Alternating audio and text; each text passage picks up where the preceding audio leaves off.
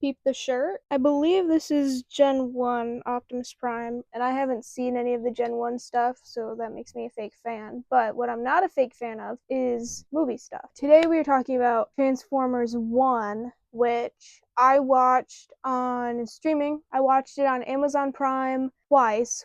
The first time for my own entertainment. The second time I took a whole bunch of notes. See all of my notes. And then I started watching it a third time, but then I think I fell asleep because it was like 11 p.m. and that's past my bedtime. So I liked this movie. I did. As someone who has only kind of partaken in Transformers via Michael Bay, Shia LaBeouf, or Mark Wahlberg, and the animated Transformers Prime TV series from like 2010. As someone who has only seen that material for Transformers and like nothing really beyond that, I thought this was good. I thought this was a good representation of who Optimus and Megatron are before. I thought this was a good sort of prequel. This is going to be a longer video. I have a lot to talk about and a lot of notes. This movie didn't really suffer from much. I want to say the only thing that I found hard to kind of find believable was D16 and Orion Pax's friendship,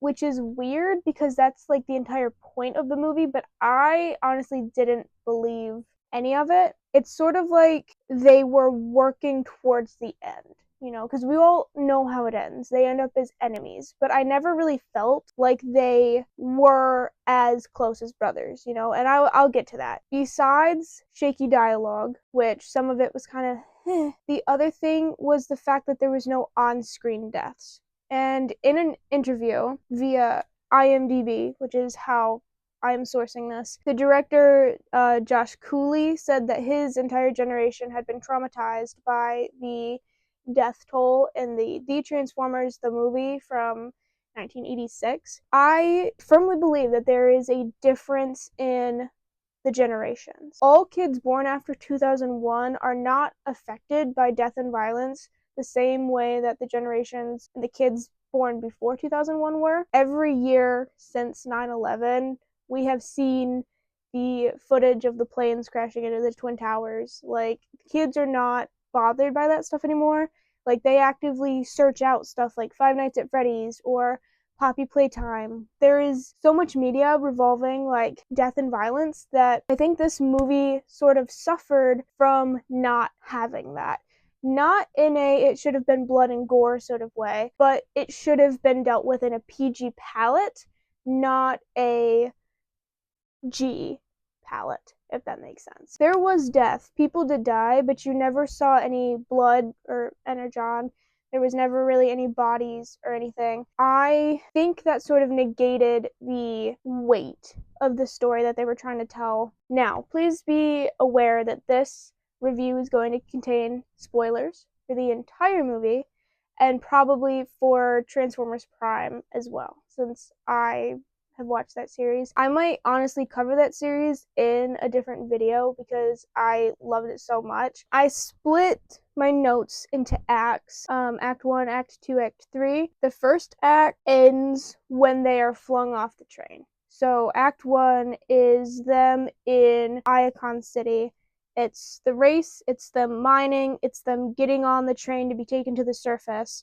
And then Act 2 starts with them walking through the surface, and then they get to the cave where the primes are like buried, like their tomb, kind of. They revive Alpha Trion, then they meet the High Guard, and the High Guard and D16 being captured is where Act 2 ends, and then Act 3 begins with Alita and Orion rallying the remaining High Guard, taking them back to Iacon, saving D16 and B, confronting Sentinel, and then everything else after that. When the movie starts, I wasn't sure how Chris Hemsworth was going to do as, like, an American accent. He is trying to portray, like, a young Peter Cullen, and Peter Cullen's voice is so iconic that it would be hard for anyone to live up to the standard. I think Chris Hemsworth did fine. It was obvious to me that he was doing an American accent. The way that he was pronouncing his R's were like some of it sounded so forced. Like he would force his like hard R, and so sometimes it would take me out of it because I'm like, that's not how we pronounce that word. We don't enunciate the R in that word kind of as much as he was, and so that took me out of it a little bit. But for the first part of this movie, this first segment, I don't remember what they call him. I don't remember what the official title is, but I do remember in Transformers Prime, the backstory that they gave Megatron and Optimus was that Optimus was like a scribe or something like that. He was basically a librarian. He was in the archives, reading the text, finding the history of Cybertron. That was what he was in Transformers Prime. On the opposite side of that, Megatron was a gladiator. He was fighting I'm pretty sure he was fighting in the rings of Iacon, is what it said. And so Megatron was a gladiator. I would have liked to see that a little more. The first thing you see in this Transformers 1 is Orion Pax sneaking into the archives to find history about the Matrix of Leadership because it's missing, and Sentinel Prime has been looking for it on the surface because that's where he claimed it to have been lost at. I would have liked to see Orion Pax a little more bookwormish, a little bit nerdier, like really into the archives. It's said to us that he is constantly at the archives, but we only see him there once, you know? The same thing with D16, because he was a gladiator in Transformers Prime, and he becomes this sort of like power in and of himself. Like that's how he draws an audience, is he becomes this like figure of like power. I would have liked to see a scene of D16 maybe in an illegal like fighting ring, like a fight club, but we don't really get that, which also confused me later down the line in Act 3 when he is fighting and has these like battle skills that don't really come up often. And I do have a workaround for that if you don't want to make him a fighter originally, but I think it would have been good foreshadowing to kind of have a D16 as the sort of like violent person outside of who he is in Transformers 1. In Transformers 1, Orion and D16 are minors. They are not Transformers. I don't remember they're just called minors. They don't have the T-Cogs, which are the mechanics that help them transform. So they are not called Transformers. All of the minors are T-Cog-less, okay? And they bring this up a lot throughout the movie. I would have preferred if they didn't keep reminding us that they are not Transformers. It's said to us versus shown to us, and it's kind of played off as a gag in this first part of the movie because Orion sneaks into the archives and he's looking up information about the Matrix of Leadership, and he gets caught. I find it weird that he would get caught because he's done this so much. I also found it weird that he was talking to himself, because if he's not supposed to be here, if he's got caught before, and he knows that if he gets caught in here he's going to get in a lot of trouble, why are you actively making noise? I also think that him talking during sort of this exposition dump it kind of like draws you out of it. Like I would have preferred to just have him silent pretty much that entire time until he turns around and sees that he's been caught, and then he's like, oh snap. There's a lot of just useless like babbling from him during this first part, like this first little section of him in the archives. When he's confronted by Darkwing, and honestly it might be Dreadwing, but I can't really tell because they don't look like their Transformers Prime counterparts, which is how I know them. I don't really know like their G1 counterparts, so like sometimes I didn't really know like which characters are which because Transformers Prime changed them so drastically, but I'm pretty sure it's Dreadwing and Darkwing. They confront him and he turns and runs. That part to me was fun. That part was good. He runs, they're chasing him.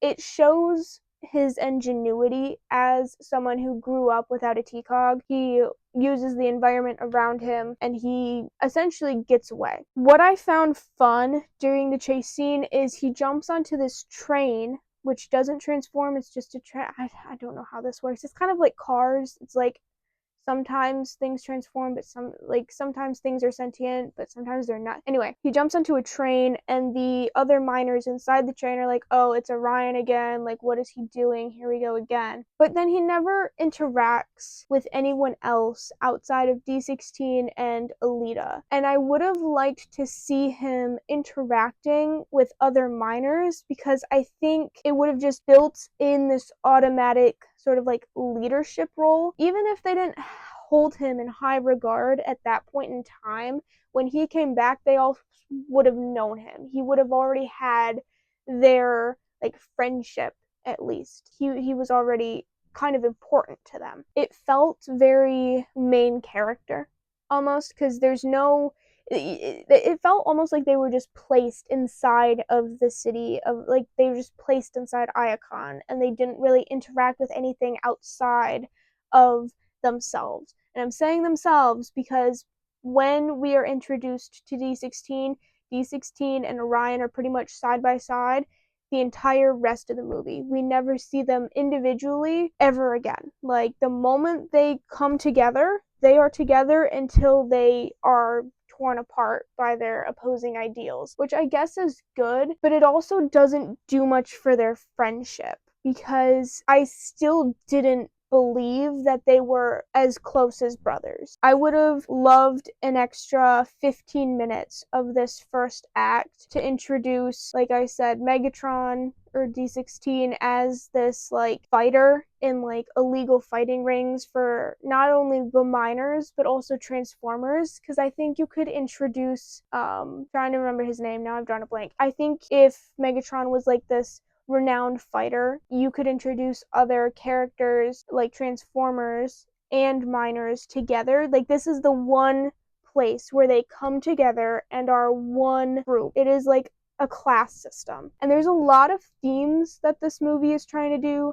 It's classism, it's you are special just the way you are, like you don't need a TCOG to be special, which is kind of retconned in the end because all the miners get TCOGs anyway, and then you're like, well, what was the point of telling them that they don't need TCOGs because it's the heart that matters, not... It was a whole thing. There's a lot of themes that this movie is trying to do, and I think focusing on one of them over the others probably would have been better, but there is classism, and I think having a fight scene where Megatron is in the ring against a whole bunch of other bots, Transformers, and miners alike would have sort of closed that gap in the classism, and then it wouldn't really have to be a theme that you had to like discuss, but it would still exist. After Orion bumps into D16, they have this sort of conversation which feels very forced, which is weird to say, especially when these people are supposed to be like best friends. I don't know if Chris Hemsworth, and don't remember the guy's name who played D16, I apologize. I did, and then I forgot it. I don't know if they put the actors in the same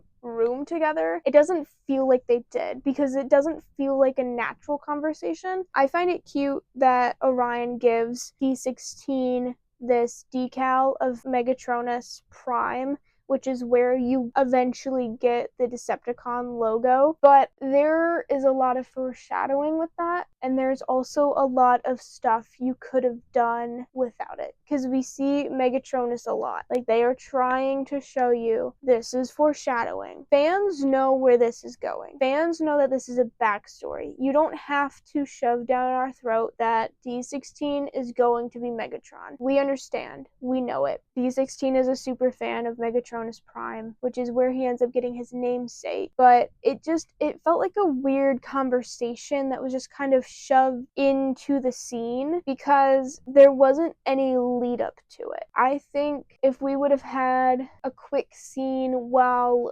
Orion was running, even like if D16 had called him and was like, hey, where are you? Shift's about to start. And Orion was like, I was at the archives. I'm running from Dreadwing. And D16 was like, where are you? I'll pick you up at this location. And then Orion goes to him, and then they bump into each other again and then get on the train. Like, I think that would have helped because it's such a blunt introduction to the character of D16, and it doesn't really give you like their friendship. Their friendship feels so skin deep pretty much the entire time, which I do not like because it isn't as emotional in Act 3 when D16 betrays Orion.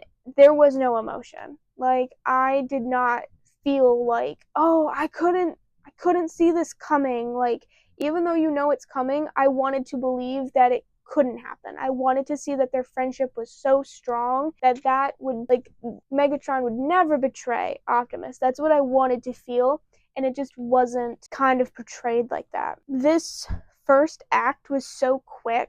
An extra 10 to 15 minutes would have been lovely. I would have liked to see some of the scenes breathe a little more. After, I don't remember if it's before or after, I believe after they get on the train and they have this conversation and Orion gives D16 the Megatronus decal, we see them in the mines. Alita is introduced. Alita is funny. I love Scarlett Johansson's like delivery of this. She's a very good voice actress, but her delivery of Alita's lines are perfect. The lines that Alita has in general, like the dialogue that she has, she's so full of herself. It's kind of funny, but you also see kind of like the growth that she has. Like, she's so focused on herself and what her position is and her rank, and by the end she's more concerned about like the team and everything, which is great growth. I do like Alita. She is a funny character. My microphone died and I want to kill myself. I was talking about the mines and now I don't remember what I said, but I just remember that I said something really good and it made a lot of sense, and now I'm not going to be able to repeat it. As I was saying about the mines, if I can remember, that whole scene, that whole section of them in the mines really needed to breathe more. There's not really a time lapse. I think it would have been better if it was a time lapse, like a 0.5, like far away time lapse of you watching them like grow, like expand the mine with how much like digging they're doing. Instead of a time lapse, they did like jump cuts, kind of. Like you would see the level of energon in this bucket that they had, like you would see that level of energon like rise, and you would see the characters like move in the background. I don't know how long it takes them to mine energon. For all I know, it takes them 15 minutes to mine a cart of this because there wasn't enough time to let the scene breathe. I think it would have been better to have a time lapse, and it would have taken probably the same amount of runtime. So like the runtime of your movie could have been the same, but I think a time lapse versus like these jump cuts that we did end up having would have been better. On top of that, their entire lives have been the mines. Like the moment they were powered on, or whatever the technical term is, came online, I think is what it said. Since the moment they have come online, their lives have been mining. And I think it would have been beneficial to us as viewers to see them in their environment, because that is what their entire personhood revolves around. So I think it would have been better for us to kind of understand why Orion wants to leave the mines, why he believes that there is more for them out there, you know, because that's the question he poses to D16 is, don't you want to be more than just a miner? Can't you imagine more for yourself? What do you want to be besides this? That is the entire kind of point of the movie. That's one of the themes, is don't box yourself in. And so I think seeing more of the mining, like the dangers of it, the monotony, would have been able to help us empathize with Orion and his quest to get out of the mines and to become something like greater than just a miner. That, and there is a moment where the mines explode. I think expanding this scene, letting us see a little bit more of the mines and everything itself, like the process, I think that would have helped me understand why the mines exploded, because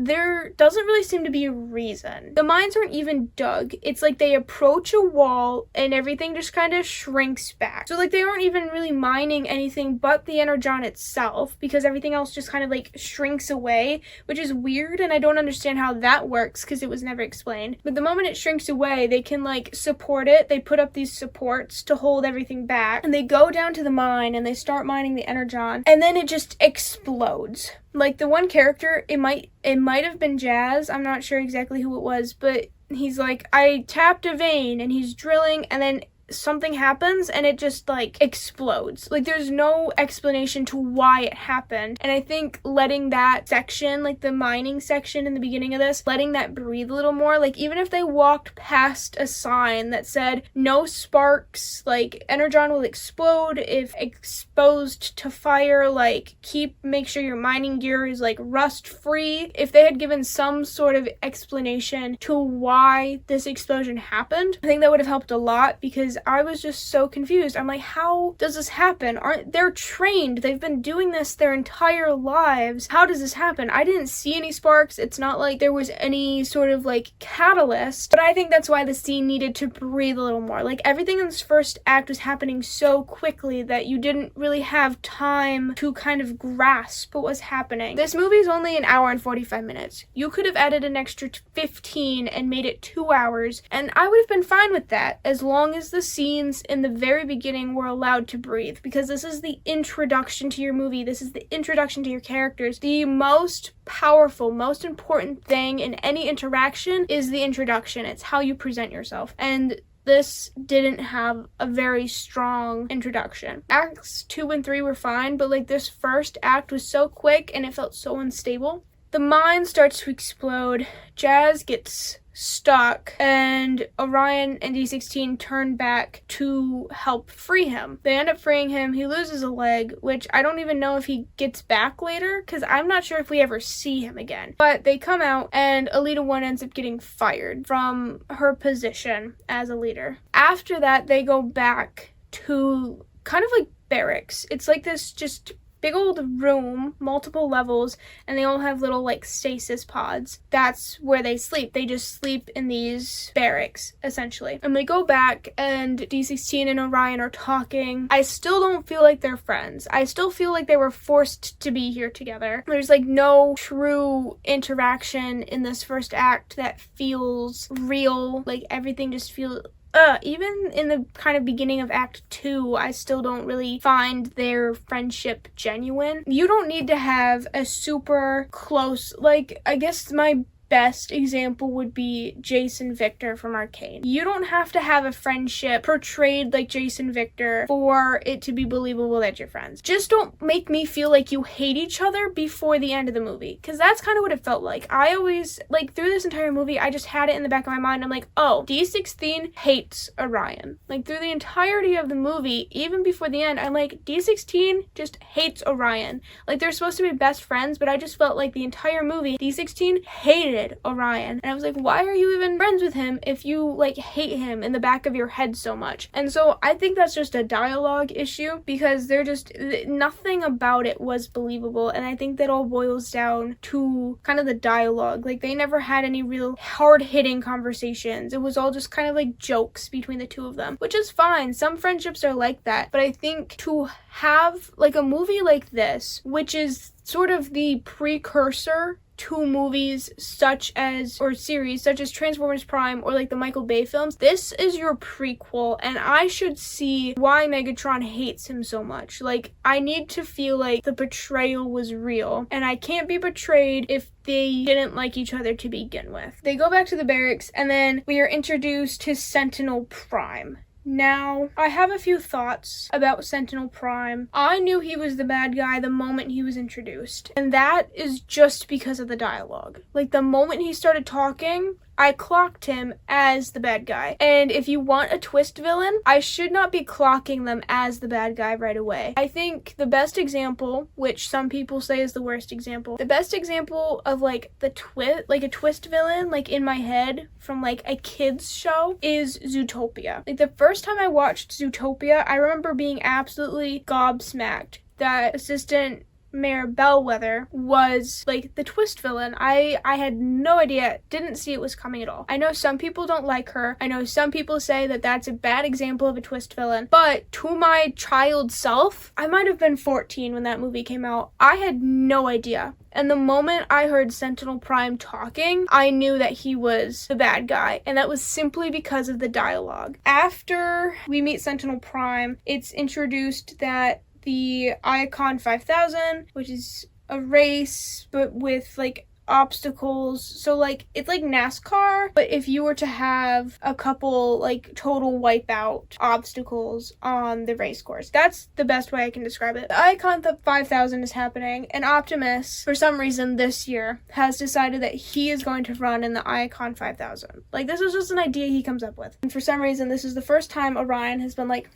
let's just join the race. And so D16 tells him no, but obviously he's going to do it anyway. So they get to the race. They're sitting in the starting line, which I don't get. Like, there's just this giant light, and the moment the light turns green, like the floor falls out from under them. Very convenient. Plot convenience. Orion has packed jetpacks somehow. It's not like he carried them up there with him, so he had to have put them up there the night before. How? I don't know. Never explained. That's why I firmly believe that this act needed an extra 10 to 15 minutes.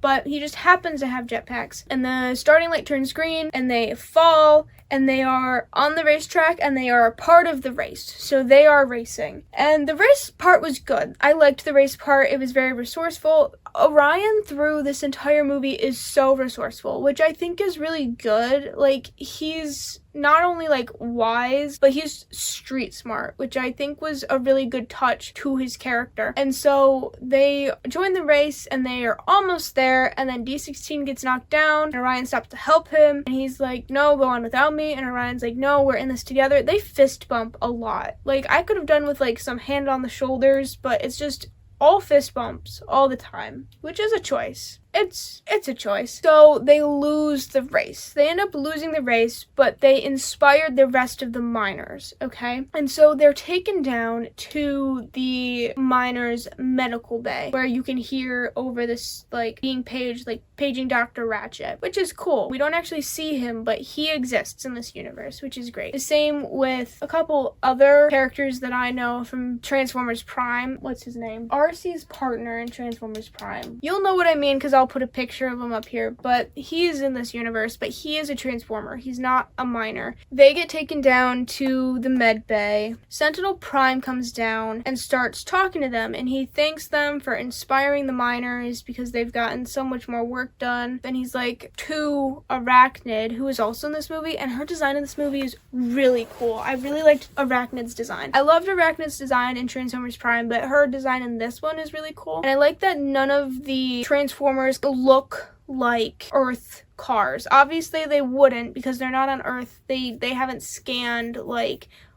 earthen cars, so they all kind of have sci-fi adjacent designs to these cars that we know here on Earth. But Arachnid is there, and Sentinel Prime tells her to get someone to take D16 and Optimus to his personal, like, medical facilities. And then Darkwing shows up. Now, I don't know if Darkwing was asked by Arachnid to do the task that Sentinel asked her for, or if he just showed up to get in the way of that happening. It's never really explained. I don't know why he's here. I think it would have been important to add a snippet, not even a scene, but if you were to like pull back, that way you're standing at the, like, against the wall of the hallway, looking into the room where D16 and Orion are, but also down the hallway at the same time. And you could see Arachnid talking to Darkwing. If you could see them both, like, parallel, kind of side by side, not in the same room, in the same scene, that way you understand what's happening, I think that would have been important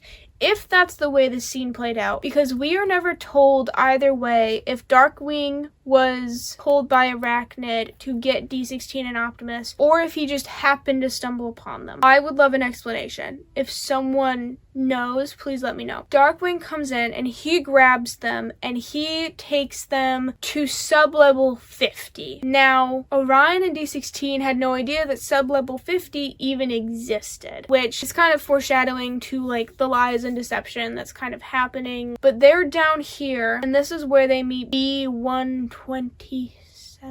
I don't remember what his numbers are, but they meet B. And I caught the AA Ron joke because the voice actor for B is the same guy that did the AA Ron skit that my generation knows and loves, but they kind of changed it to AA Tron. But I caught it. I caught the AA Ron joke. And this is where they never say what it is, but it's not a message really, because you never see another one again. It's like an SOS in this little like beacon sort of thing, but it's not quite a beacon. It's like a hologram. It's hard to explain because they never explain what it is. B has this little hologram thingy, and it's like an SOS from Alpha Trion, and it gives the location of where the primes were attacked and where theoretically the matrix of leadership should be. And so D16 and Orion see this and they're like, oh, we need to give this to Sentinel Prime. How do we do that? He's already on the surface already, trying to locate it. How do we get up there? So B helps them get up to back to the city out of sub-level 50. They climb up the trash chute and they end up on a cargo train that is taking trash out to the surface to be disposed of. They are hiding out in this train car, and Alita 1, who can't help but not mind her own business, ends up getting trapped in the train car with them. They have this like chase scene through like the cars of this train and up onto the roof of the train, which you see kind of in the trailer. That's one of the trailer moments, is they're on the roof of the train, and they get to the surface. This is where I consider the end of Act 1, is when they get to the surface and then they're thrown off the train. They see the surface, it's beautiful. There's organic life on Cybertron, which is cool. I don't know if there's ever really been a rendition of Cybertron with organic natural material. Like there's non-metals on this version of Cybertron, like grass and stuff. The train gets not really attacked. It's like these spikes of like metal. Not sure what they are. Never really learn what they are. They're never really called anything. But it's like these spikes of like organic, like the organic metal of Cybertron are like coming out of the surface. And their train gets derailed by one. They get thrown off. They end up somewhere without a ride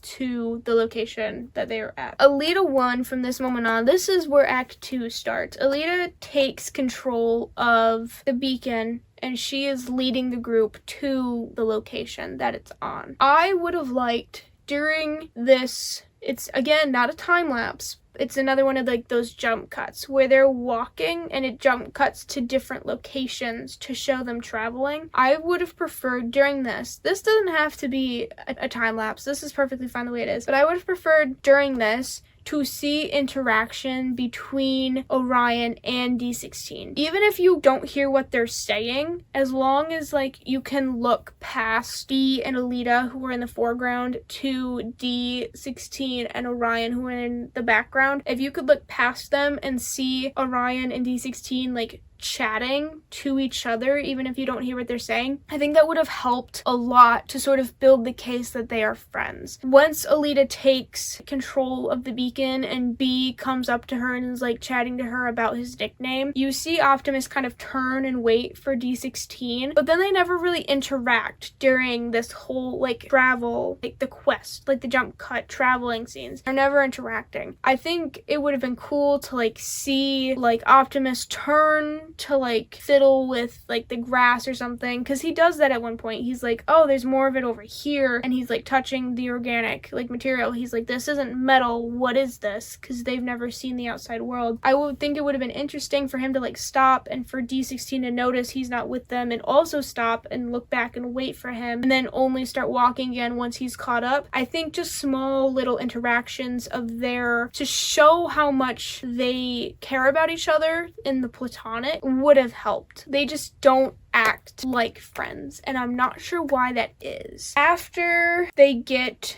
to a certain point, they end up at this city. Now, the city isn't ever given a name. It's never really talked about ever again. It's just another destination. But they find these deer. Now, these deer are metal. They're not fleshy. But they are, and they're also the same size as the robots. So these deer are absolutely huge. It's kind of easy to forget that these robots, if they come to Earth, are like huge. And so these deer are also huge. The deer really were a really cool design, because the moment they sensed danger, which I found it very interesting, the deer didn't sense danger when when the Autobots were around, they only sense danger when their collective villain, I don't remember what the name of it was. It was like Decepticon or something like that. They're like fleshy aliens. They aren't metal, I don't think. They're like an alien. Whatever the alien race that is attacking Cybertron is, the deer only sense danger when the aliens were around, and their antlers like turned red, like all of them, like collectively, which I thought was cool. That was a really cool like design. I wouldn't have been able to thought of that. It was really cool. But they all like run away, and the not Transformers at this point, but like the Autobots go with them. They're like, you know what, they're running, we're gonna run too, which is smart. That's like a smart thing. If it was humans would have been like, what are they running from? But like robots got that brain, so they're running, and they see that the aliens, whatever they were called, are looking for life. They're looking for life signals, because one of the deer get caught and blown up. That's like the only on-screen death that we see, is this deer getting blown up, and they're like, oh shoot, we gotta go. And so they're running through the city, and D16 and Alita get into a building and are like hiding, and Orion and B get trapped under this like walkway. And it was really dramatic for no reason, because Orion reaches forward and grabs B before he has a chance to like move out of like the protective like little strip that they have. And so they're both kind of just standing there, like B is trying not to fall over and Orion's trying not to slip, and I'm like, just stand up. Like B basically has both feet on the ground. All you need to do is like stand back, and like everyone will be fine. Like it was so dramatic for no reason, but it's fine. They all end up alive. The aliens like move on, and the four robots continue their journey. Eventually they end up at a cave, and it's like the spiky cave. B calls it teeth. I don't actually know what it was, but he was right. He was questioning the entire time. He's like, why are we going into this cave of spikes? Like, why is this a thing that we're doing? And I'm like, you would survive in a horror movie for sure. But they go in and they discover this like lush, it's beautiful, I would want to be buried there, but it's like this lush sort of like cave, but it's also a tomb at the same time. A catacomb, maybe. Probably better as a tomb. And they find all of the dead primes. They're all there. Now, this is where I would tweak the story a little bit. Instead of explaining 3 times in Act 1 that all of the miners are T-cogless, that they can't transform, I would have saved that for this act when they meet Alpha Trion, because they end up explaining to him again, that they don't have T-cogs and so they can't transform. That's like the 4th time in this movie that we've been told that they can't transform, and so I think mentioning it once in the very beginning would have been fine, and then explaining it in more depth again in Act 2 to Alpha Trion would have been fine. I think we would have gotten away with that. People would have been able to sit with their questions, but eventually they would have been answered. And that's kind of like the whole thing with this movie, is that they're trying to answer questions as instantly as possible. Like the moment a question could arise, they're trying to answer it. Like, oh, why does Optimus have like this hole in his chest in like the very beginning of the movie? Oh, it's because he doesn't have a T-cog and he can't transform. Like, that's said to us. It's explained to us. It's like exposition dumped onto us in the very beginning of the movie. And then again, like every conversation has to bring up the fact that they don't have T-cogs. And at the end of it, I was just kind of sitting there like, we could have cut all of the rehashing of the fact that they don't have T-cogs and given us deeper, more interpersonal conversations, but instead you had to tell me 4 times that they don't have T-cogs and they can't transform, and I was getting so sick and tired of it. But anyway, before that even happens though, they walk into the cave and they see all of the dead primes, and then the Transformers Prime theme song starts to play. Now, the guy that did the music for Transformers 1 is the same guy that did the music for Transformers Prime, and the Transformers Prime theme song has always been so powerful for like no particular reason. Like, it's so hauntingly powerful. It's beautiful in like this really kind of not melodramatic, but like in this really like sad kind of like mourning. It started playing while they were like walking through like the bodies and like noting that all of them are dead. And then it gets cut. They cut it in half by D16 kneeling in front of Megatronus Prime, putting his hand up kind of and being like, Megatronus Prime, like, my brother, we know, we understand, it's been stated to us over and over and over again that Megatronus Prime looks like the Decepticon logo, because that is how you got the Decepticon logo, was from Megatronus Prime. We know you didn't have to cut the seriousness and the finality of this scene by speaking. Like, that's what ended up happening quite a few times during this movie, was that the seriousness and the overall, like, there's a word for it that I don't have right now. It would be cut. Like, you would ruin just the atmosphere of a scene by somebody deciding to talk. And it irritated me so bad, because all we needed in that scene was for D16 to be silent. We didn't need him to speak. All we needed was his facial expressions. Like, I would prefer to see him go from sad to angry, because by the time he's done with, like, understanding that Megatronus is dead, like, he's angry, which doesn't make sense.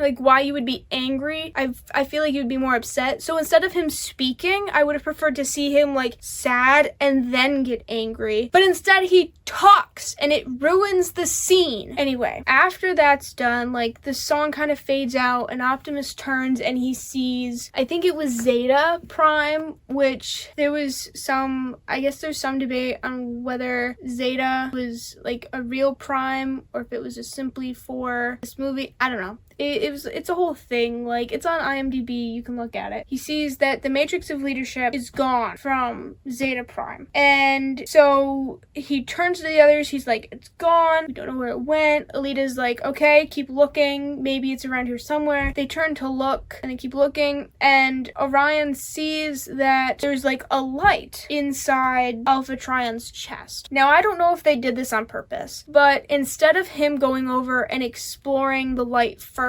and then calling to the others, he calls to the others, and then they all collectively go and explore the light that they see in Alpha Trion's chest. I think the difference in the way the scenes could have played out, because you could have had him go and explore and then call to the others, but instead you had him call to the others and then explore. I think that kind of just embodies the sort of importance that he puts into teamwork and his friends. The fact that his first thought was them instead of, like, the light, I think just really embodies who Optimus is as a being, that his main focus has always been his team and the people that he's with versus the mission that they are on. And I think that's a really good distinction. Whether or not it was intentional, who's to say, but I caught it, and I think that that's a really good just piece of his overall character that was included in that. So they go and explore this light in Alpha Trion, and it turns out he's powered down. He's not dead. And so B has little cubes of energon, and they feed one to Alpha Trion, and he wakes up and he looks around and he's like, oh gosh, what's happened? And they kind of have this moment of them trying to explain to him what happened, and then he turns and he's like, what happened to your T-Cogs? And this is again where they explain, we just don't have them, and he kind of breaks the news that every bot has a T-Cog. It's what they're born with from, like, when they're brought forth from the Allspark. And so they kind of have this revelation that Sentinel Prime, who they get told is not a Prime, has been picking and choosing who gets a T-Cog and who does not, and that their T-Cogs are stolen from them. Now, the moment they walked into the cave, I hate to say that I kind of was able to predict the different beats of this movie. I don't know if it's just because, like, I am a movie person or because it was obvious, but I knew that the moment they walked into this cave that they were going to get the T-Cogs of the Primes that were in this cave. Don't tell me how it happened. I just knew that that was going to happen, and I was right, because Alpha Trion sends them out to watch as Sentinel Prime is interacting with this alien species that tried to wipe out all of the Autobots. And Sentinel Prime is giving this alien species, who doesn't seem to be robotic, mind you, all of the energon that the miners have been mining. And this really upsets D16, really sets him off. And I don't understand why the alien species needs the energon. I think that would have been a lovely thing to have explained to us. It just never is. Neither is Sentinel Prime's objectives, really. Like, his reasons for doing this are never sort of explained, and so I think we needed more time with him as well, but that's something I'll get into in Act 3. Anyway, they see that Sentinel Prime is working with, like, not working with, but kind of working for this alien species that was trying to completely wipe out Cybertron and the Autobots in general. So they're upset. They go back to Alpha Trion. Alpha Trion gives them the TCOGs of the remaining primes. Now, Alpha Trion kind of has this power. It's kind of like an organic power a little bit. Like, he can control, like, the organic metals and materials that are around him in this cave. I don't know if that's just something that all the primes have, or if that's something they just gave him. And I don't even know if that's something that he has in other iterations of his character, like in G1, or if he shows up in other things. Like, that kind of was weird. It was cool, but it doesn't really make sense to me. Besides that, he gives them the TCOGs of the other primes. Now, a D16, after finding out that Sentinel Prime lied to him, starts getting really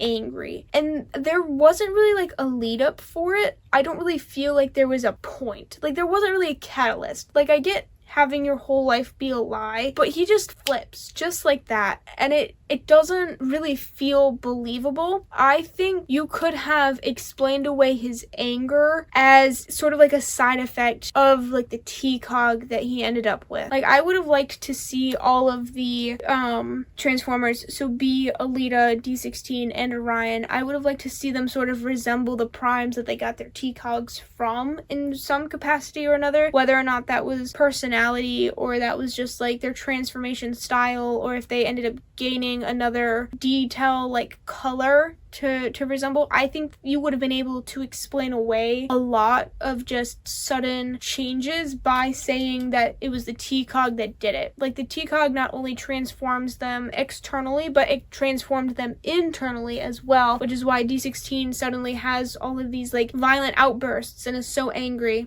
and why Orion is now able to rally troops and has become like a leader, because he wasn't really able to talk people into things much in like the first act. So I think having it sort of explained away that his newfound ability, like leadership ability, is because of his TCOG, I think that kind of would have worked. It also would have made more sense in the long run, kind of too, that he would suddenly want to be this rebellious, because I think what should have happened is that Orion should have been very averse by violence. He should have been very against it. So when he found D16 in the fighting ring, in my fan rewrite of this movie, if you were to put D16 in a fighting ring, you could have had Orion be like, I don't like you doing that, you're gonna get hurt, eventually you're gonna get caught, like all this stuff. Like, he is very against like violence and fighting in sort of every capacity. And so when he gets this TCOG from one of the primes,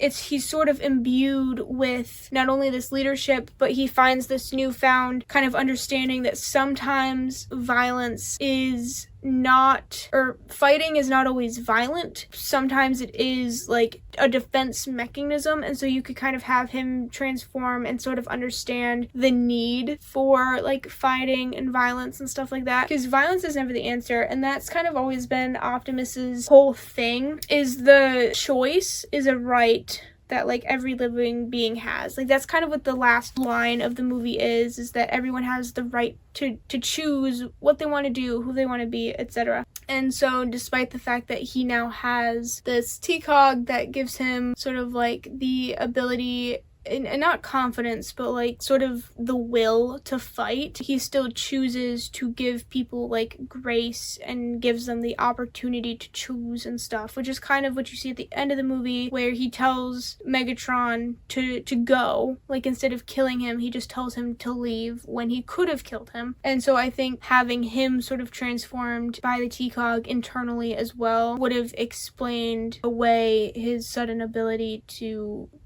be a fighter and a leader. I think that also would have kind of explained Alita's sudden change of heart, because still up to this point, she doesn't like Orion. She really doesn't tolerate them much at all. But by the time the end of Act 2 happens and the High Guard are captured by Sentinel Prime, she kind of puts herself aside in a way. She still tells Orion that she's better than him in every way, but she still sets herself aside kind of to compliment him and encourage him, which is something that we have not seen from her at all up to this point. And so I think you would have been able to explain away her sudden ability to not be humble necessarily, but be encouraging to others as a personal transformation from the TCOG that she gained. And so a lot of this could have been easy explanations away. We just didn't bother to do any of that. So, that being said, Sentinel Prime somehow figures out that Optimus and gang are in the cave with Alpha Trion. So, they attack the cave. Alpha Trion tells them to go, and so they go, they start running. They don't know how to transform, which is fine. It kind of cuts down on the seriousness of the chase scene though, because they're trying to learn how to transform, and it's kind of goofy. They figure out some parts of it, but not all of it. And I find it weird that Optimus doesn't know how to transform, because it's stated previously that he had tried to and gotten stuck in whatever alternate form he had. So he kind of already knows the motions of it. It just doesn't seem to work now that he has a TCOG, which is fine, but also kind of confusing at the same time. So anyway, they're running, they're trying to transform, they fight off the enemies that are chasing them, and then they all end up getting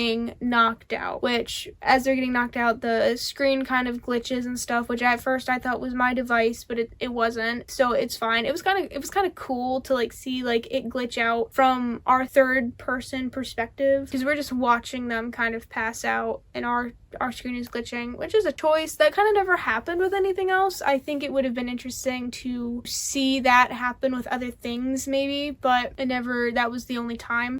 There also wasn't much camera shake. I feel like we should have had a little bit of camera shake, but it's whatever. After they wake up, they are with the High Guard. So the High Guard is ran by Starscream, Shockwave, and Soundwave. They think that Optimus and friends are working for Sentinel, and they aren't. And so Megatron and Starscream end up like fighting, kind of. And this is like the first moment where you truly see Megatron's like change. Like you see his violence and you see his anger, and we kind of see Optimus as he is finally starting to realize that D16 is not who he was. I think that having D16 just become this like fighter immediately, like he knows how to fight, he knows how to throw a punch, he's really good at it. The High Guard are supposed to be the most elite like protectors of Cybertron. So the fact that D16 can just come out the gate and beat Starscream, who was supposed to be this like great commander or whatever, it kind of doesn't make sense, because we've never seen D16 fight before, which is why I think in Act 1 they should have included a scene of him fighting. That way you could kind of already have this pre-notion that he is a fighter. D16 beats Starscream, kind of messes up his voice a little bit, so he resembles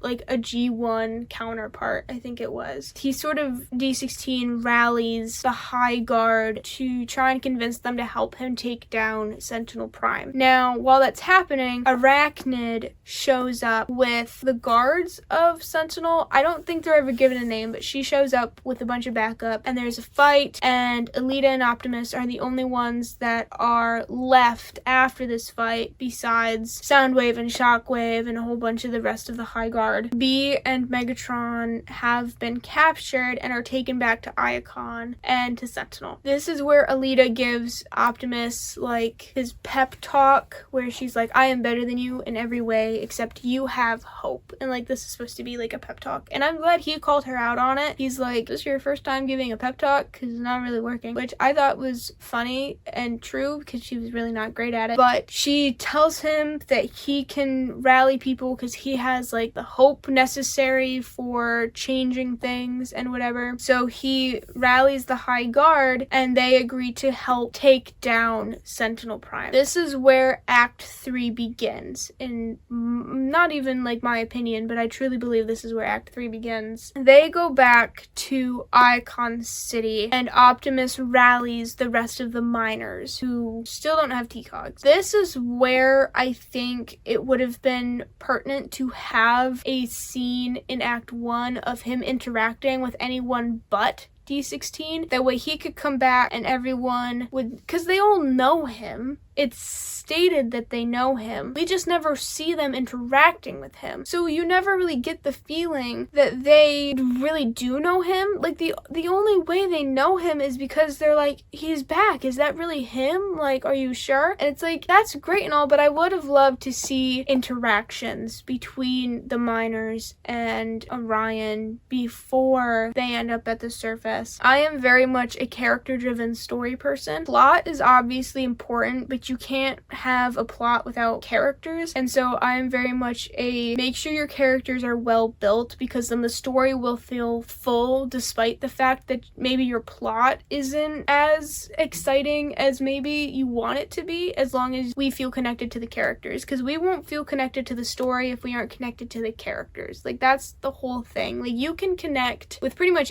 anything. You can connect with humanized animals, you know, like the Lion King and stuff like that. Like, we connect with Simba despite the fact that he's a lion, because he is a well-built, well-rounded character. And that, I think that's just what this story was lacking. I can't even say that they felt robotic, because they didn't. They just felt very flat. So he goes back to like the barracks and to the miners, Orion does, and he starts to rally them, and they all of them somehow agree to help him take down Sentinel. Like, they just believe him instantly, which is why I think you needed previous interaction, because they believed him way too quickly. He was like, hey, Alpha Trion gave me a TCOG, Sentinel Prime's been lying to us, help me take him down. And they were like, sure, you got it, boss. And it's like, that wouldn't happen like that in real life, not really. So I think there just needed to be more characteral development all around. Now, on the flip side of that, while Orion is dealing with the miners, D16 and B and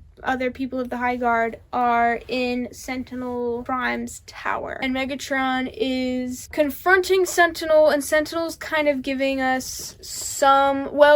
sorry, hold on. Before that, while Optimus and friends are with the High Guard, before they all get captured, this is where Sentinel kills Alpha Trion. So while those things are happening basically at the same time, and then Arachnid goes out and captures D16 and B and brings them back to Sentinel Prime. Alpha Trion is dead at this point. Now, Megatron confronts Sentinel Prime. I would have liked to see more reasoning behind, like, Sentinel Prime's evilness. There didn't really seem to be much. Like, he didn't like that the Primes weren't taking more action against the aliens, but then he's doing the same exact thing. He's not taking action against the aliens. So he essentially killed all of the Primes for no reason, because he's not doing anything more than they were doing. And so what was his motive? Power? Because he doesn't really seem to have much of that, because all of the Energon for, like, the Autobots and Icon and the city and stuff are going to the aliens. So he doesn't really seem to have a motive. He didn't even try to paint himself as I'm doing this for the city, I'm doing this for the good of, like, the people. They will destroy us if I don't do this. Like, he didn't even try to defend himself or try to make himself sound good. He was just, like, there. Anyway, D16 stands up against Sentinel. He's like, I'm not gonna kneel to you. I refuse to bow to you and stuff. And then Sentinel takes the decal, that the Megatronus decal that Orion had given him, and puts it on his chest and is like, Megatronus was the bravest and the strongest of the Primes, that's why I took his TCOG, and reveals that he now has Megatronus's TCOG, which, calling back to what I said I was going to mention earlier, I think Alpha Trion's design should have resembled Megatronus a little more, because if you had rewritten all of... Did I say Alpha Trion? I meant Sentinel. Sentinel Prime should have resembled Megatronus a little bit more, because if you had rewritten all of Sentinel Prime's dialogue in the first act to not make it so obvious that he was the bad guy, I think it would have been interesting foreshadowing to sort of have his build resemble Megatronus. That way, when it's revealed that he has Megatronus's T-Cog, you'd be like,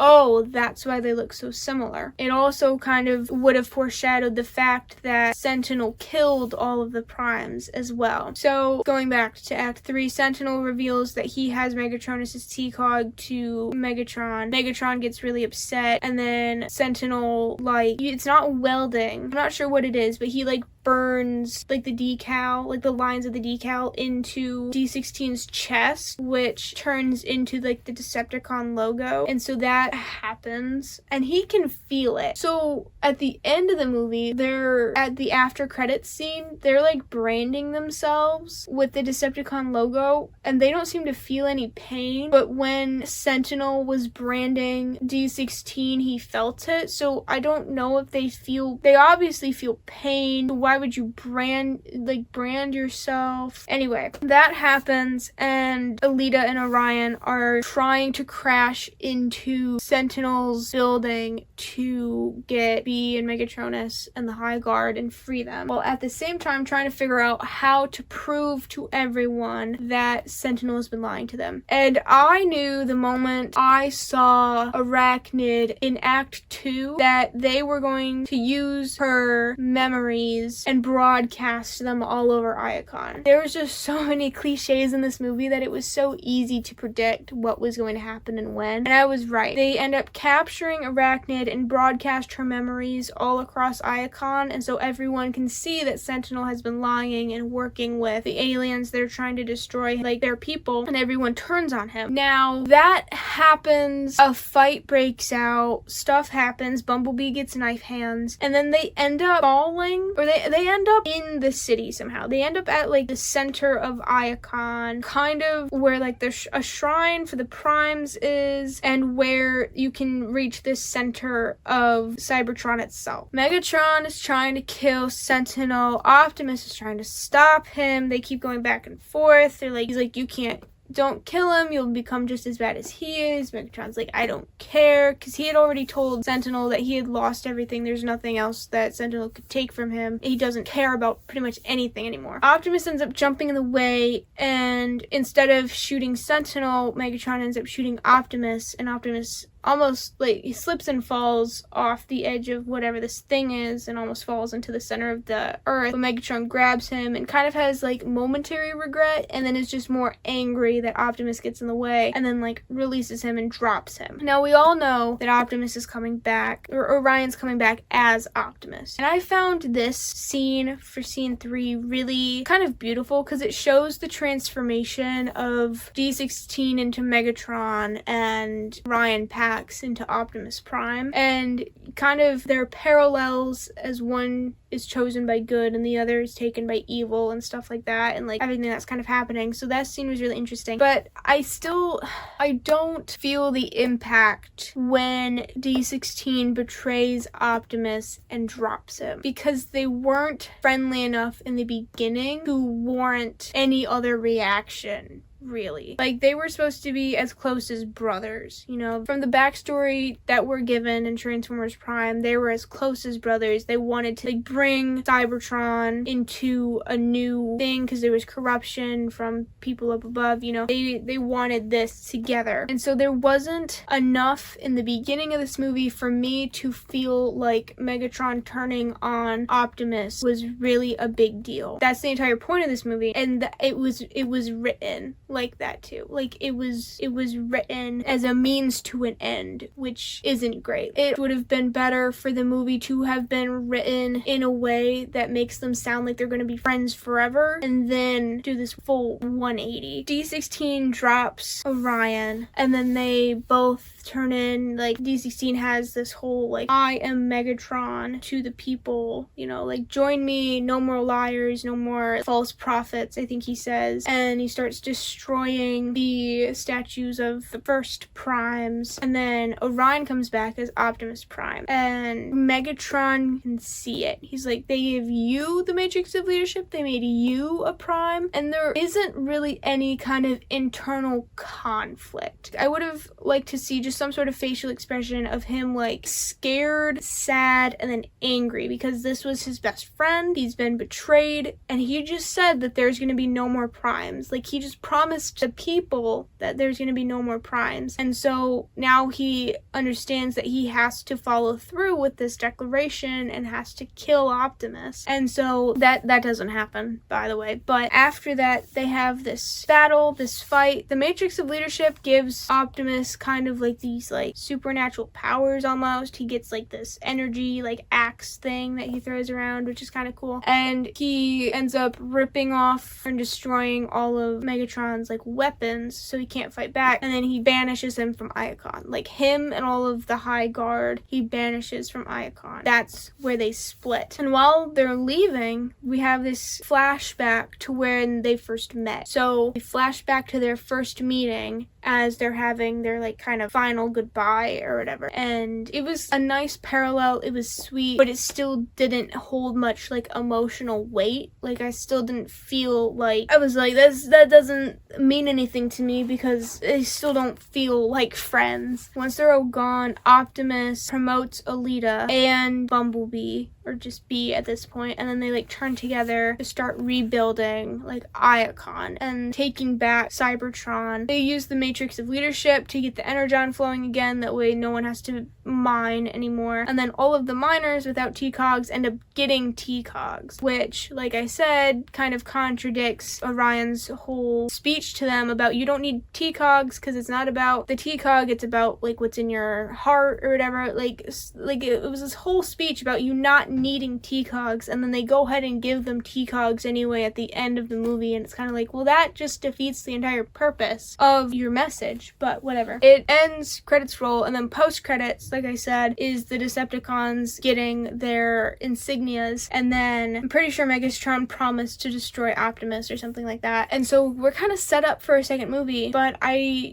don't know if we'll ever get one, because Hasbro has decided not to help fund anymore like Transformers media for the most part, because this movie ended up flopping its first like weekend in box office, which sucks, because I think a second movie of this would have been so good, and I would have loved to see a new series of Transformers animated media. So unless they just start taking it all directly to streaming and forego theatrical releases in general, that might be the only way we get it. That being said, this was my whole review. Okay, this was it. This was the whole thing. At the end of the day, I would probably give this like a 7.5, because it was good. There were some things that could be better. Obviously, some things that I would have changed, since I wasn't in the writer's room and I'm not in Hollywood by any means. I can't really do anything with like my personal changes. I still really enjoyed this movie. I would definitely suggest finding it somewhere and streaming it, because if enough people want to see a second one, I'm really hoping that they will make a second one, because I think the story that they have right now and like the characters that they have built, I think could be really interesting. Yeah, we'll see how it goes. I really hope we get a second movie, because this movie was really good. All of that being said, thank you so much for watching if you've made it this far, and I will see you guys for my next video.